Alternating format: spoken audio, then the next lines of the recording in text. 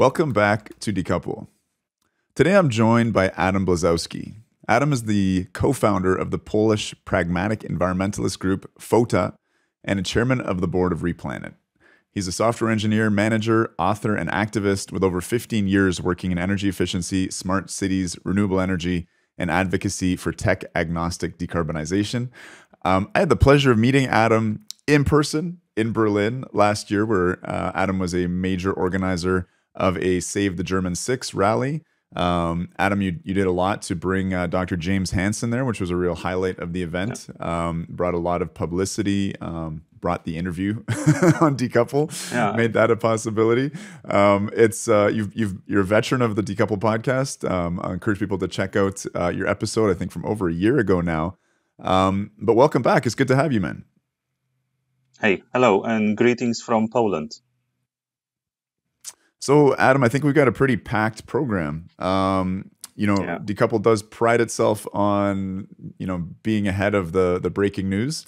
We're going to have an interesting discussion about what just happened to the Nord Stream pipeline. I think pipeline Z. But we really want this episode to be a so-called evergreen episode to have relevance beyond this breaking news. And obviously, there's a lot that remains very unclear. This is a rapidly developing story. You had an amazing Twitter thread that really explored the underlying rationale for building the pipeline in the first place. So I'm very interested in a few of your theories about what exactly happened, but more interested in painting the context. You are, of course, speaking to us from Poland. Having that Eastern European context I think is so important. So Adam, let's take it away. First off, what is Nord Stream and what just happened? So what happened is that both pipelines have almost simultaneously experienced a catastrophic depressurization. So basically it looks like they both there have been sabotaged. And these pipelines are going from Russia to Germany for natural gas transportation. That was the original idea, and this is why they have been built by private companies and with big protection from the Russian government and from the German government. That was the original intent, to supply gas to Germany. Of course, these pipes were highly, highly controversial because the two actors, Russia and Germany, had two different reasons to build them, and one of them was really, really detrimental to Ukraine. The reason why Russians wanted to build this pipeline was to be able to choke Ukraine and to bypass Ukraine in the transportation of gas. If you look at the map, Ukraine is on the way for several of connections. So without Ukraine, Russia cannot supply Hungary, Czechia, Germany, and other countries, a little bit of Poland too. So the idea for this pipeline was to go directly to Germany so that Ukraine can be completely squeezed and choked without risking other customers in Europe. That was the idea from the Russian part. From the German part, of course, Germany wanted to be a hub for gas in Europe. That means they wanted to have really cheap resource, and they want to provide it to everyone else, while also giving up on coal and nuclear power at home and building a lot of renewables, so that cheap gas can facilitate flexible energy grid and can keep them competitive. And I think what happened today is really the end of this dream, of this German-Russian dream. So, Adam, obviously, this is breaking news. We don't have all the information, but I have been seeing some pretty impressive images on Twitter, for example. I believe it's footage from maybe the Norwegian Army helicopters. There is a massive amount of gas bubbling up to the surface. They're suggesting, around 1 kilometer long in some areas. This looks like a pretty massive rupture of the pipeline. again, we want this episode to be evergreen. We're going to be providing a lot of context, but in terms of what we know at the moment, what can we share responsibly with the listeners? Obviously, the pipelines are done for a long period of time. So it's quite clear that it was sabotaged, and there is both half the Twitter is blaming Russians, and the other half of Twitter is blaming someone else. So we don't know what happened, but we can connect the dots. We can put the dots on the map, and we can ask listeners to try to connect them themselves. So basically, these pipelines were functioning as a leash with Germany on the other end. And this leash is broken for some reason. This leash was really not something strategically important anymore. It was important last year, maybe 6 months ago, but not that really important anymore for Russia. Because obviously it's clear that there is no going, that if the gas would not be flowing, because Germany is really helping Ukraine and Germany is not behaving, so there is no reason to send gas to them. Also, another dot on this map is that today, a Polish gas pipeline has been opened. So Poland was opposing this Nord Stream since forever, because Poland would always say, yeah, this is not energy solidarity. We should not have Russia dealing with just one country. We should have to buy energy from Russia together, wholesale. This is not good for Ukraine, because it's effectively putting them on the whim of Putin. So Poland was opposing this together with Lithuania, Latvia, Estonia, Czech Republic, Slovakia. Everybody in Central Eastern Europe was pretty much angry about this gas pipeline. But the German government would always say, no, this is a private business enterprise, and we are not interfering. There are the private companies who just want to do their own business, and it's not a political project. Even Angela Merkel would say that she's guaranteeing Ukraine that they will be okay and nothing will happen to them. Well, Ukraine is now attacked. The country is being literally raped by Russian forces. So this pipeline is no longer providing anything for the Russians. It's clear it's over. Even if Putin would be poisoned or removed, there is no way of going back after what happened. 100,000 people died on both sides. It's the biggest war since 1945 in Europe in this part. So there is no way to go back to normal anymore. So now it is exploded. But there is one more element. On the 7th of February, Joe Biden promised. And he said, I promise, if you attack Ukraine, it was promised to Putin, if you attack Ukraine, I will make sure that this project is over. So a lot of people really wanted this pipeline to be down. Yeah. It's interesting because, this gas relationship between Germany and Russia, it started during the Cold War. It survived, some of the blips along the way, some of the major events of the Cold War. It's endured.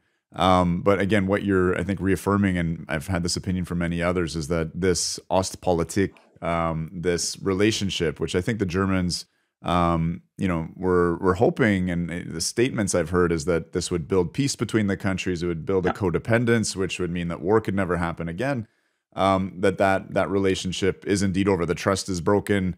It would be foolish. The general public wouldn't accept reconnecting things. But at the same time, I mean, if Germany really is freezing this winter, potentially there were political forces in Germany that were still maybe able to plug their noses or pinch their noses and accept a kind of even temporary gas bailout from Russia.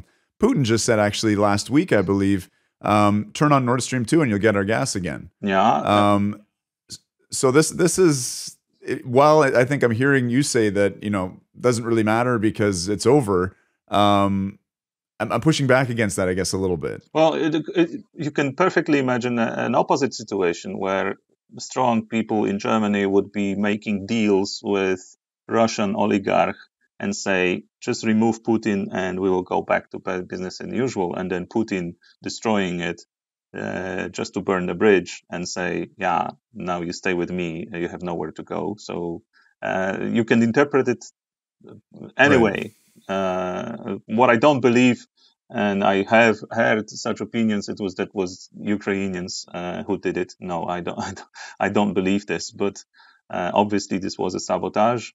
And remember, Putin, after everything that he's done, he does not have an easy way out. He doesn't have an off-ramp. He does not have a nice country to retire to. Where will he retire? North Korea? I don't know. So you have to think that he is really not in a position where he can go back or come back and make amends or anything. It's over. 150,000 people have died or something like that. So it's over.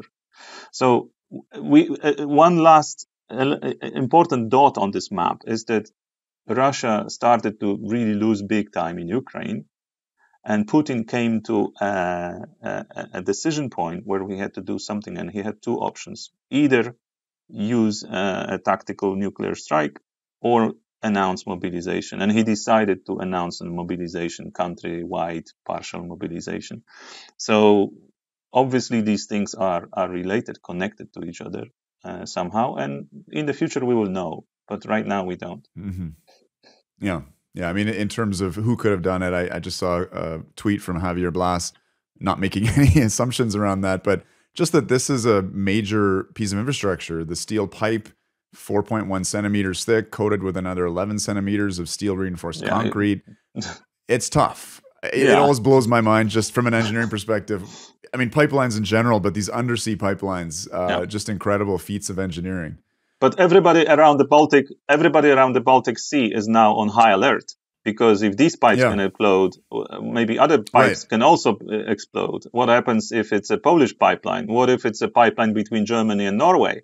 What if it is shale gas infrastructure in Norway?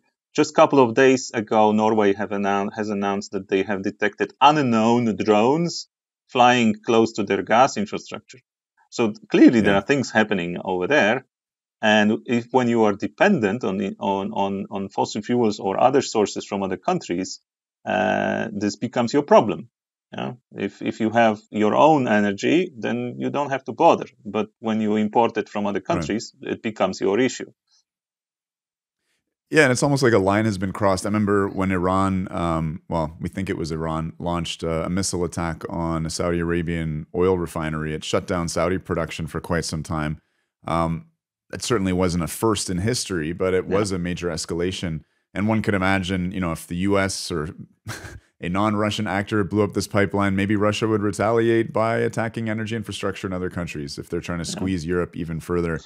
A major escalation, whatever this was. Let's leave aside some of the speculation. I think it's fascinating, but again, we'll learn more about that as time runs its course. You gave us a nice introduction, I guess, to this pipeline, but I'd like to dive a little bit deeper into that history, into some of the cast of characters involved, into how it plays into the Energiewende. So maybe if we could start on the German side. What were the conditions under which Nord Stream 1 was put into motion?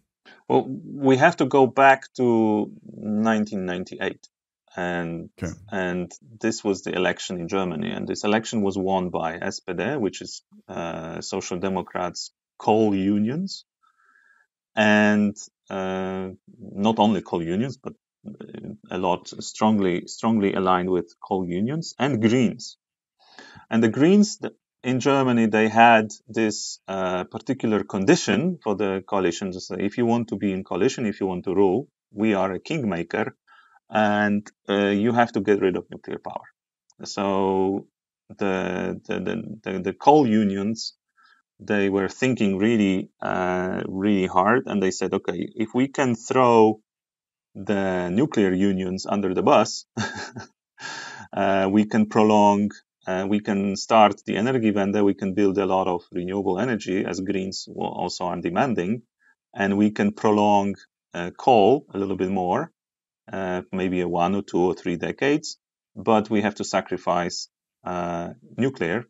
But we are going to need a lot of flexible and cheap natural gas, because we are building 2 parallel energy systems, a renewable energy system and a fossil fuel energy system. This is going to be expensive, but if we can have cheap gas, we can still be competitive and we can still make it. And then this coalition was chaired by Gerhard Schröder. So, he used to be a chancellor, and then he figured out, okay, we can keep the coal unions happy and we can keep the Greens happy, and we just need cheap gas. And this is how he became really good friends with Putin, because Putin had the same ideas in his mind, but he had different goals. He had different things in his mind. He wanted to achieve something else. And the German narrative would be that through Wirtschaft, through business, we are going to civilize Russia, and we are going to make them obey, because they're never going to play this gas card. We had pundits and energy experts really popular, really claiming openly for several years that Russia is never going to play the energy blackmail card, because they will lose money on themselves, and etc., which all completely backfired. The history proved them completely naive and stupid and wrong, because for some reason they didn't understand that if the price of gas is 5 times higher, you can deliver 20% and you still make the same amount of money. Yeah. So this happened. Absolutely. And you were saying in those early days, again, I'm referencing this tweet of yours, which we'll put in the show notes. Really, really excellent distilled bit of history there. But in the early days of that green SPD coalition, there's actually a big construction phase of what were they called? Ultra-modern, high-efficiency coal plants. Yes. So normally coal was doomed in Germany, but during Schröder, and you can call them Schröder babies, multiple Schröder Kinder, multiple coal power plants have been built to replace the old, and of course they were touted and promoted as extra super efficient and modern, and the Germans were the top coal power plant builders in the world, so they were almost green. Like the top engineering was involved in this. So you can see that how many new plants have been built, and they will have a long resource. They are going to be available for many years because they are modern. So that was it's fascinating. It's fascinating, as I engage in some politics myself, and just discover how the political sausage gets made. But these special interest groups, the coal unions, a big source of power in Germany from the way you're portraying it. The Green Party as a kingmaker party. I think a lot of my countrymen and countrywomen are, very excited about the idea of proportional representation because of our sort of first past the post system, where you have these strong majority governments elected by a minority of the populace. But the flip side of that is in these proportional representation systems, you can have a very small political actor with a real outsized influence, which has these energy and geopolitical impacts that are really reverberating onwards through time. I mean, it's extraordinary. But you have to admit that the stars have aligned really badly for nuclear power. Everybody hates nuclear power, so especially coal industry. So it was the right time.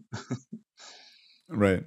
In that Twitter thread, you have a great map which shows where the European LNG terminals are, and strangely enough, there are none on the German coast. There are none. What a strange coincidence! It's a very strange coincidence, and this is really one would wonder why, how come such a big country doesn't have an LNG terminal? And turns out that these terminals have been heavily attacked by different NGOs and different organizations that maybe had good reasons, but they didn't really think strategically. And they believed this fairy tale, first of all, that the gas is a transitionary fuel. Well, I think this is hard to believe anymore, at least in this part of Europe anymore. But they also didn't understand energy security as an issue. And I talked to many energy experts for several years, and energy security was like priority number 15 or 16 on their list. This was just this. We've been living in peace for so long, we forgot what it means to lose energy security. So in Germany, this debate was really strong.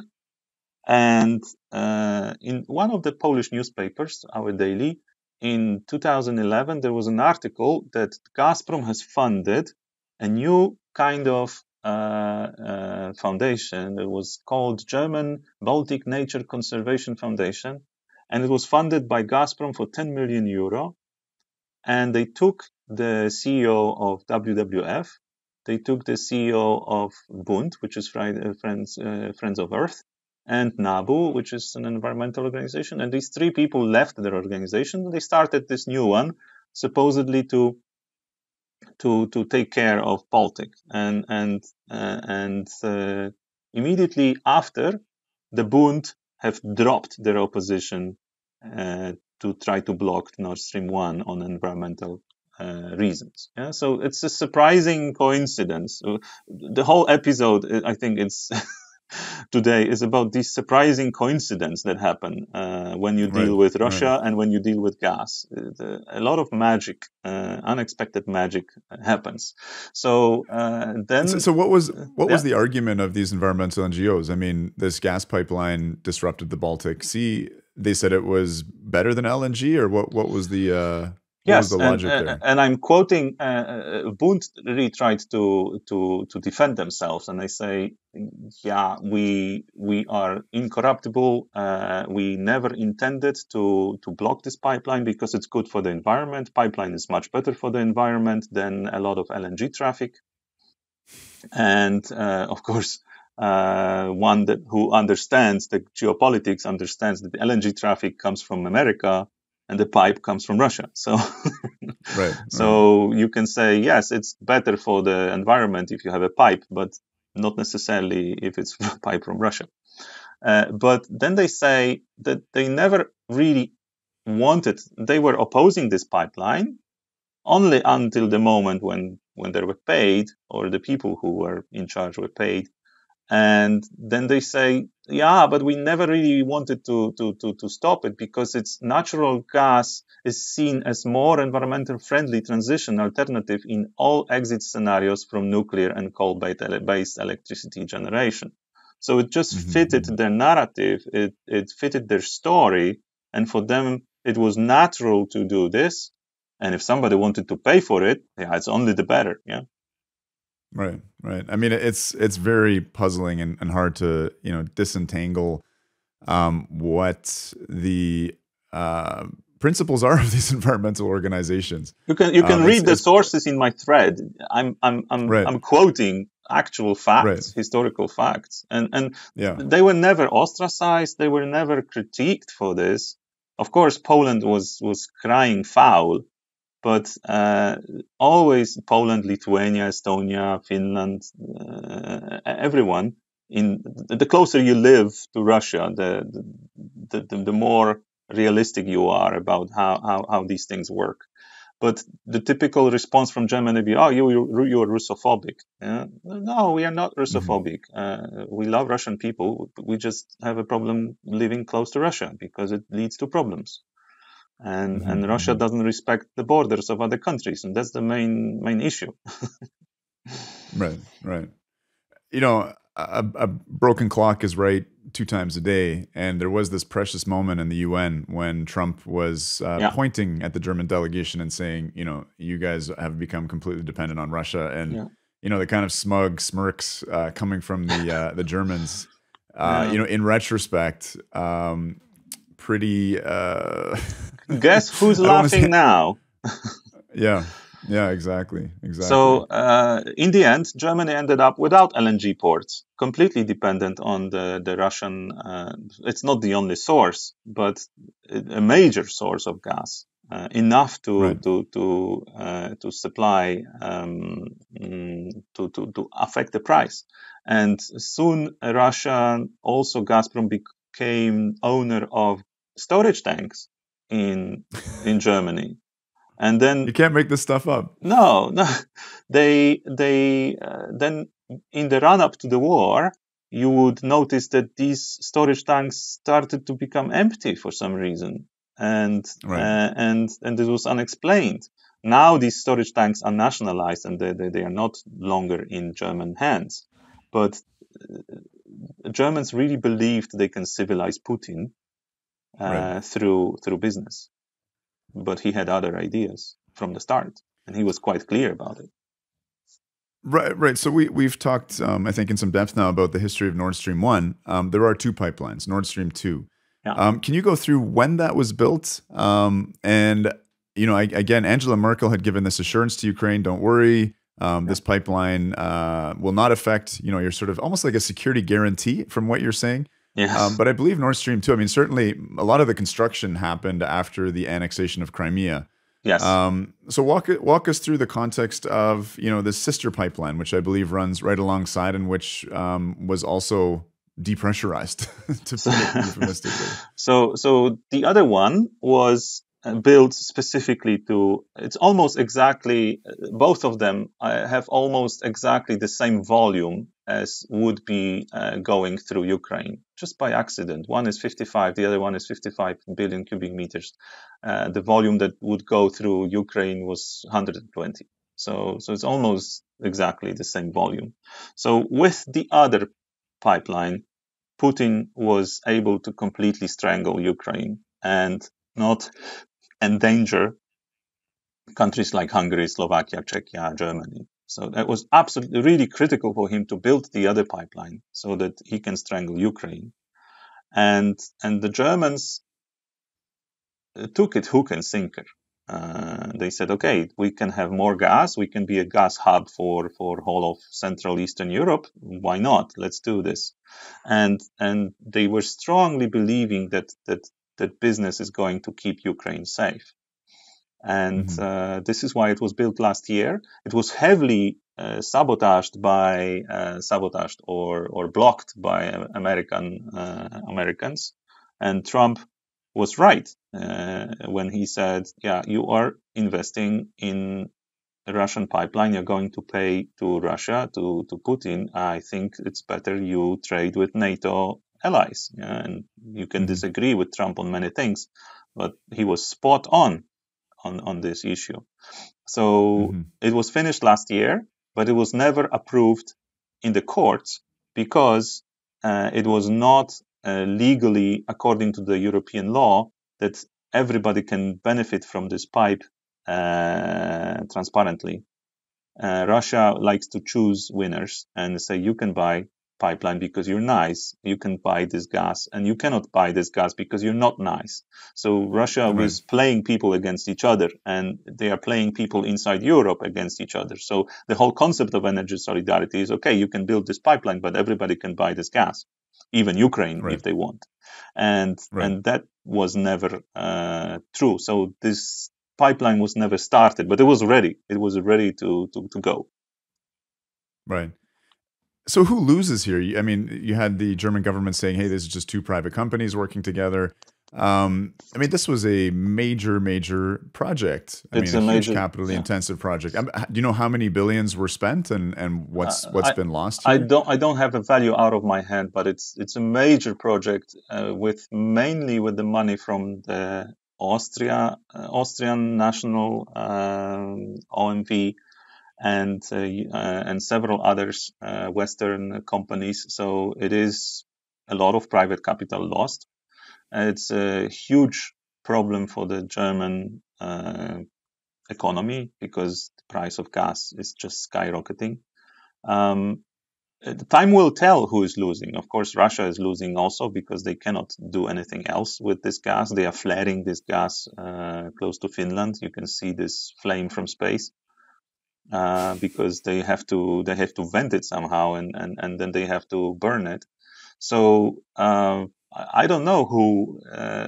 Time will tell who is losing, but someone definitely who is losing is a German politician who was really, really, really strong in favor of this pipeline. That's Manuela Schwesig, and she's head of the region of Germany, which is northeast, close to Poland, who was also very, very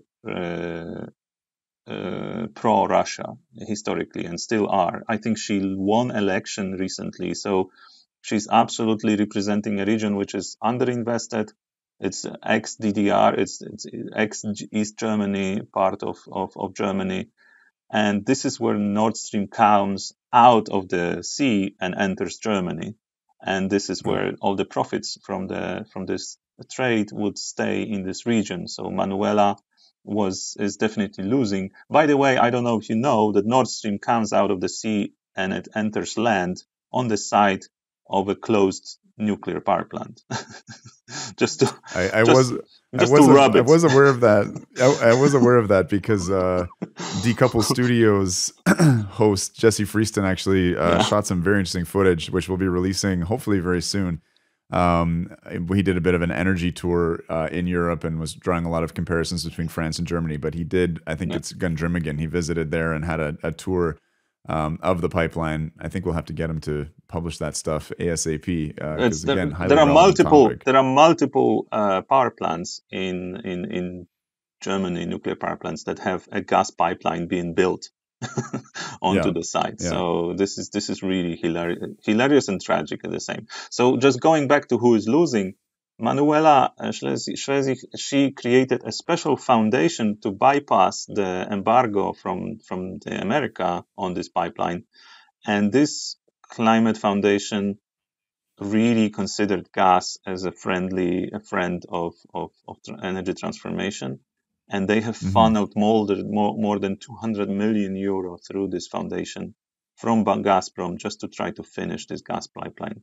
So this is major violation of trust and really interference in the politics of another country. So Germans are now investigating this, and there will be, this topic is going to be really huge. Both Schroeder and Schwesig she's going to be on the front pages in the future because they accepted a lot of money from Russia. I was reading stories at the beginning of the Ukraine war. Schroeder lost his honorary citizenship, I think, in the city of Hamburg as a consequence of these decisions. The last politician to lose that distinction was Adolf Hitler. But back to the environmentalists, it is pretty astounding. I think there's still a decent amount of sort of social trust for environmental organizations. A lot of people vote with their donation dollars towards environmental NGOs. They tend to, again, be fairly well trusted. I mean, we've seen here how they've been weaponized for broader geopolitical aims. How in many ways their efforts don't result in net environmental benefit. I mean, I'm not sure if what you anticipate in Germany, whether there's going to be a real shift in terms of, again, of that social trust that is put into environmental organizations. Well, because they're certainly well resourced. I would strongly oppose putting all the eggs in one basket. So we cannot blame all environmental organizations to be paid by Putin. I really don't think so. Some of them have been corrupted, and this is, I think, it's a fact. So we have to live with this, and the environmental movement needs to get along with it. We have to process this, and we have to learn lessons and not prevent it into the future. Minister Habeck announced already today that perhaps nuclear power plants will need to run longer in winter. Interesting. So Interesting. again, another strange thing that happens. This coincidence is amazing. So I think this is something. One thing, yeah, so something that's fascinating here, and I mean, I hope this isn't a premonition, but if the bar has been lowered for sabotaging major energy projects, particularly pipelines, which to me have always seemed to be pretty vulnerable assets, I guess particularly these undersea ones. One could imagine that if gas supplies from Norway, say, were impacted, I mean, if cheap, plentiful gas is not available, or if there was an attack on an LNG ship, if that came into question, there would be absolutely no doubt about the essential nature of those nuclear plants. Yes. And I think all of the nuclear closures would be thrown into question. I mean, Belgium just shut down, I think it's Doel 3, 10%, Doel 3, 10% of their electricity supply. I mean, again, I've talked about this for a while. The ally of nuclear energy is physics. It's, as you mentioned, no one loves nuclear. The green organizations don't. The coal unions don't. But in the end, if fossil fuels are constrained, and from a geopolitical and energy security perspective, they're vulnerable because they're hard to store for long periods of time. Nuclear is that ultimate energy security play. So I'm just curious, I guess, on your thoughts on that. I mean, it is great news that Habeck is reconsidering. I think he will reconsider back and forth 3 more times. I have a thread about this, and I'm following this since February. No, even earlier. And there have been it's like a soap opera, but worse. Right. And I think they will be changing their mind 15 times. So until January, when these plans are working, I'm not going to concede that we won with our campaign. But you never know. Maybe they will decide faster. It is amazing roller coaster that is going on because the Green Party has been built. It has been built on the anti-nuclearism. So for them, it's like denying the foundations of the movement. So they are afraid to be split. So it's horrible. It's like watching a car crash in slow motion. It's horrible, but you cannot turn your eyes away. Right. Adam, I would be remiss if I was speaking to a Pole and did not get an update on nuclear plans in Poland. There's been a lot of memorandums of understanding with a number of nuclear companies. Last Energy, I'm aware of. I know there's a bunch of other ones. But to what degree has the war in Ukraine sped that up? I've heard that nuclear has been on the agenda for some time. I think we discussed that in our last episode, but that was a year ago. Let's get an update. The support for nuclear power is growing in Poland, and this is really enormous. If you look at the charts, it's like 70% of people are supportive.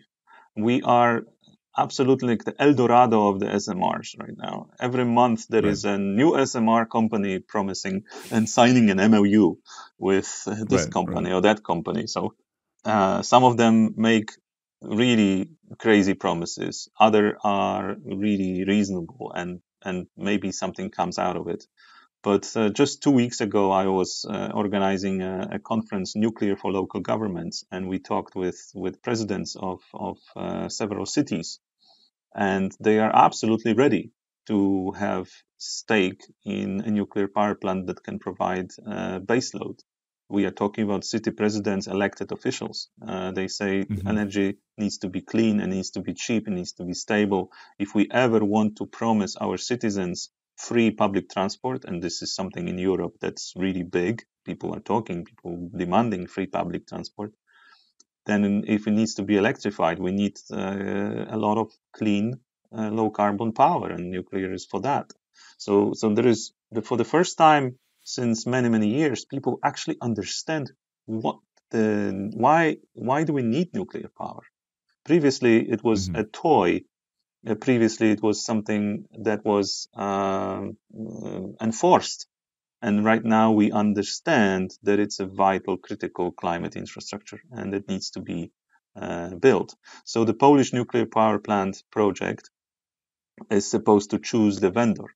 So we have Koreans, we have Americans, and we have French, who have all three proposed the offers.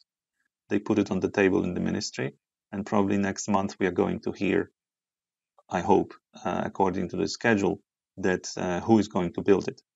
We also have finished the environmental report. The report can be downloaded, and the plant will be in Choczewo, north of Poland, by the Baltic Sea. And so that's where we are going. I mean, it's been interesting looking at power prices in Europe, and Poland has been relatively affordable. I imagine that's because of that large coal fleet, which I understand is aging. There's a huge number of megawatt hours to be replaced here. You mentioned those 3 vendors. I'm not aware of any of those vendors having SMRs on offer. No. Is large nuclear also being discussed? Is a mix being planned? The government program is only accepting big PWRs. So there is no SMRs, because the condition is really hard-coded that it needs to be a PWR, and it needs to be we have these and it needs to be something that already is built. So we are going to be going for AP1000 or the Koreans or the EPR. That's the 3 are in the race. Thank God the Koreans are back in it. Newly elected president just visited Canada, and they've committed to decreasing the share of renewables and increasing the share of nuclear. So it seems like the Koreans might be back in the game and maybe could pull off a Baraka UAE style deployment. Well, the previous president really made a lot of effort to destroy reputation and the industry. So it's good that the new one has a different view.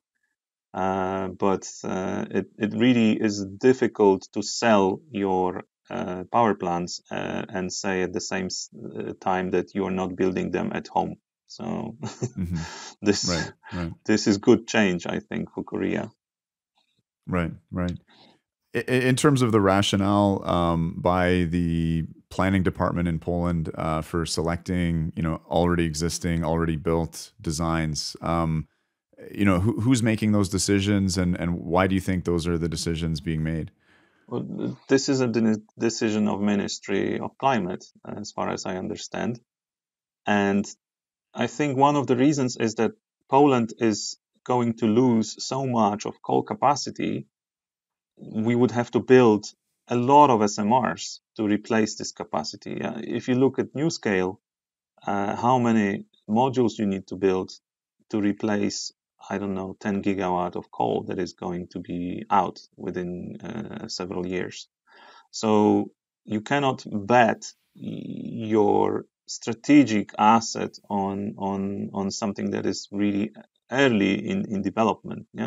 So the marketing teams can promise you a lot, and it's okay if the private entity wants to build it, no problem. The government will support it. But for the big things we have to do, and we have to choose something that's at least proven somewhere else. Right. Interesting. The other thing I'd just like to talk to you about a bit, Adam, I haven't had a chance again to speak with an Eastern European guest in some time, but again, just your sense of how things are developing in Ukraine, how that affects you in Poland. I mean, we can talk about that from an energy perspective or just basically from a humanity type perspective. I just wanted to get an update and get your thoughts about the state of affairs with the Russian aggression in Ukraine. Well, there is an overwhelming support for Ukraine, and this goes even beyond anything I have seen before. Historically, Poland, Russia, Ukraine had difficult history, but every time Poland and Ukraine were standing together, we would win with Russia. So I think there is a strong friendship and strong union between the two countries. There is a tremendous amount of refugees in my country. They are welcomed. My city population, my city is Wrocław, west of Western Poland, closer to Berlin than to Warsaw. But my city population of my city has exploded by 30% within 2 months. Wow. You cannot rent an apartment. You cannot find a place to stay with reasonable prices anymore, because everything is really rented and or given to the refugees. Poland has been really active in helping Ukraine. This is why our gas pipeline to Russia has been turned off much faster than the German one. Right. But we have foreseen it. We were saying for many years this is going to happen. Putin is going to use this to blackmail you. So we just don't want to have anything to do with it. We told Russia already before the war, we don't want your gas, because as soon as you buy a Russian gas, you have all these crazy foundations, all these NGOs popping up, all these strange different people showing up with their own agendas, and you just cannot control it. It's not something. This is something that the West does not understand. Western Europe. We like to call ourselves Central Eastern Europe, but the Western Europe does not understand this, because they live far away from Russia, and they think that the Russian governance works in a similar way as it works in Germany. So this is what we were saying for many years, and now, unfortunately, we are validated on this, but unfortunately with a huge loss of life and suffering. Just an anecdote: Poland has lost like 250 tanks in the spring. We had 250 Soviet tanks, and they were lost. Nobody knew where they are. And then they appeared in Ukraine a couple of weeks later. So we have this peculiar kind of sense of humor when we talk about these things, because when you deal with Russia, things are not rational. They are not normal. They have a parallel way of happening. So when you would ask a Polish government what happened to your tanks, and the Polish government would say, we don't know, we lost them. And now they are serving in Kherson and in Donetsk and Kharkiv. Interesting. Zaporizhzhia has been an issue in the media, and now I think another Ukrainian plant, southern Ukrainian nuclear plant, maybe I'm botching the name of it there, had a shell explosion nearby. I know you've been following that carefully. I heard that in Poland they were distributing iodine tablets. I'm not sure if that is a true story, if it was related. But how are people responding to that? Is there a lot of fear, and how is that affecting the debate about nuclear energy in Poland? Well, first of all, Zaporizhzhia is in shutdown, so really we should not worry about this. But again, it's not good. It's not good for the Ukrainian people who need this power. They need this electricity. Winter is coming. Russia is attacking their called CHP plants, cogeneration, district heating, and a lot of these people are going to turn to electric heating. Where are they going to get the power from if the nuclear plants are shut down? So this is what I tell my American friends: please don't be so overly happy with the shutdown of Zaporizhzhia, because there is a reason why this power plant is working, and there is a reason why this electricity is needed, and it will be in winter. So it's not something to celebrate, not at all. Of course, it means there is no direct risk of any accident. Going back to the iodine, it was distributed to the firefighters and I think schools, but not to the people. And actually, I remember, because I remember the Chernobyl, and I was taking the iodine myself when I was, I don't know, 9 or 6. I don't remember exactly, but I remember this, where we couldn't play in the grass and we could not drink milk, and my mother was pregnant, and we would only drink milk from a can, instant milk. We would not give her milk from a shop. So we remember this Chernobyl scare, and people, there is no panic, nothing like this, because it's something we remember, and we know it wasn't that as bad as we thought. It was the scare was much worse than an actual danger that would happen then. So there is no. I was on the meeting with the local residents of the new power plant in Poland. Nobody really cared about radiation or iodine or whatever these things. No, people cared about how many trucks are going to drive to this power plant. Are they going to make a lot of noise? Are you going to start building this and then you will stop and then you leave these ugly foundations forever, like you did with the previous in Żarnowiec? So people are afraid of nuclear in Poland, but only they are afraid of something else. They are afraid that it will be started and not finished, like right. the one. Because that is your. I think a lot of people don't know that we did talk about that in our previous episode, but Yeah. A plant was started, but as you mentioned, not finished. Again, Adam, it was killed by coal unions that were at that time the Solidarity movement, and it was right. the Soviet communist government representative who said, no, we have to leave this nuclear power plant working because there is something like climate change and it's going to be important in the future. So the communists were right and the Solidarity was wrong on that one. Incredible. Adam, I think we're going to wrap it up there. Yeah. This has been just a wonderful conversation. It's been far too long. I'm excited to have you back because, again, such an insightful voice. For me, just this idea that a lot of those nuclear advocates in the West, as you mentioned, have been very happy and saying, "Hey, when are they going to just put this plant into cold storage? Let's like take it off the table as something that could be a danger or could be exploited as a danger." In terms of the global sort of nuclear advocacy movement. But you're pointing to the very real life and death element here. Ukraine's a cold country in the winter. And as you mentioned, it sounds like there's a sort of infrastructural scorched earth policy that's playing itself out now as Russia becomes increasingly desperate. And many, many, many people may freeze to death this winter in Ukraine. And especially comparing that to Chernobyl or even a worst case scenario at Zaporizhzhia with much more developed reactors with proper containment, et cetera. Yeah. We very rarely sort of weigh these trade-offs and these risk benefits. You're from a fascinating part of the world. I mean, shit is real in Central Eastern Europe right now. It is real. And if I can your perspectives are appreciated. Yeah. If I can just summarize this, there is no way that the climate effort and climate priorities are going to be considered if we do not have security and if we do not have our homes warm and our children fed.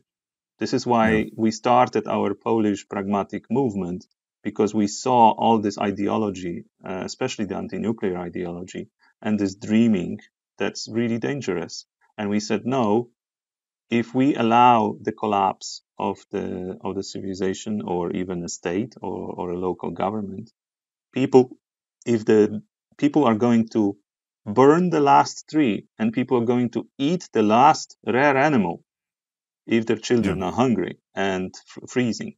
So actually, if you really want to protect nature, we have to protect people because their needs are nature in part is hostage to our well-being, because our priorities and our climate ambitions, they will disappear like tears in the rain when we don't care about the people and their needs. So this is why we have this slogan, liberate nature and elevate people, because we actually have to tackle both. And this is a pragmatic environmentalism without this kind of dark green taint, which is really playing out right now and being compromised. Germany is a good picture of where this goes. If you exclude low carbon choices and forget about energy security, then this is what you get. Okay, Adam. A lot of this conversation grows out of a really viral thread on the subject of the Nord Stream pipelines. Where can people find you on Twitter and elsewhere? Really excited to bring more attention to your great work. Yes, please follow. You can follow me, and you can put it in the show notes, I think. Will do, yeah. So Adam Blazowski, and that's my Twitter thread. You can follow more of us about Replanet. That's Let's Replanet Twitter account. Then we talk about all the issues, not only about nuclear, but also about rebooting food. And one of our campaigns is to switch off Putin. And this campaign is bringing trucks. Someone just switched off Putin, that's for sure. Well, we hope he's switched off, because he's a threat to our climate ambitions, and he's a threat to humans and to biodiversity. On this Sunday, we are going to talk about biodiversity laws in Ukraine.